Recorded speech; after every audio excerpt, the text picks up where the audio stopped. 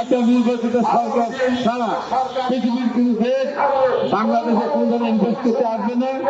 বাংলাদেশের সাথে কোনো দেশ স্থায়ী বন্ধুত্ব স্থাপন করারও কোনো ধরনের চেষ্টা করবেন না।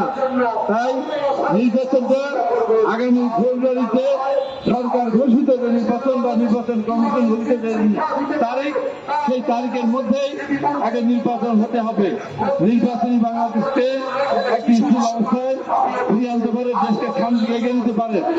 আজকে সেই নির্বাচন নিয়ে বিশেষ কয়েকটি দল পেঁয়াজকে সামনে নিয়ে এসে তারা অস্থিতিশীল অবস্থা সৃষ্টি করতে চাচ্ছে।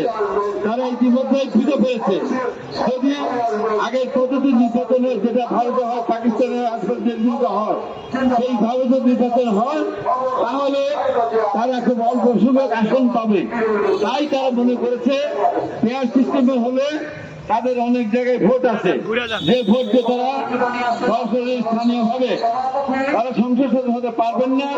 সেই কারণে তারা পেয়ার সিস্টেম নিয়ে তারা আজকে মাঠ ঘোলা করার চেষ্টা করছে, নির্বাচন পিছানোর চেষ্টা করছে, দেশের ভিতরে বিশৃঙ্খলা সৃষ্টি করার চেষ্টা করছে। আমরা পরিষ্কার করে বলে দিতে চাই, এই সমস্ত বিশৃঙ্খলা সৃষ্টি করার মধ্য দিয়ে যদি ফেব্রুয়ারির মধ্যে নির্বাচন না হয়, এই সরকার তখন ক্ষমতা থাকতে পারবে না। কারণ সেনাবাহিনী আর তাদেরকে পাহারা দেবে না। আজকে 1 বছর দেশ অনেক পিছিয়ে গেছে, যতদিন যাবে এইভাবে দেশ পিছিয়ে যাবে। সেনাবাহিনী তাদের কাজ ভাববে, তাদের পেশাদারিত্ব ভাববে, পুলিশি কাজ সেনাবাহিনী করবে না। তাহলে নির্বাচন না হলে দেশের ভিতরে বিশৃঙ্খলা সৃষ্টি হবে। তার জন্য সম্পূর্ণ দায়ী থাকবে এই জামাত এবং তার সাথে যে দলগুলো আজকে মাঠে নেমে পানি ঘোলা করার চেষ্টা করছে, তারা এর জন্য দায়ী থাকবে। এই দেশের জন্য একটা কাজ তারা করেছে, না স্বাধীনতা যুদ্ধ তারা করেছে, না সভ্য আন্দোলন করতে গিয়ে আন্দোলন মাঠে তারা মারা গেছে অথবা আহত হয়েছে।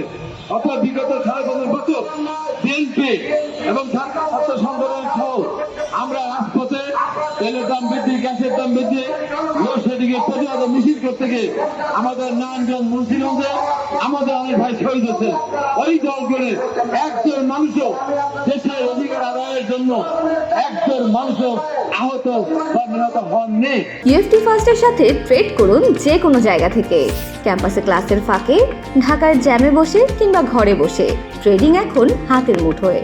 তাই ট্রেড করুন যখন খুশি, যেখানে খুশি।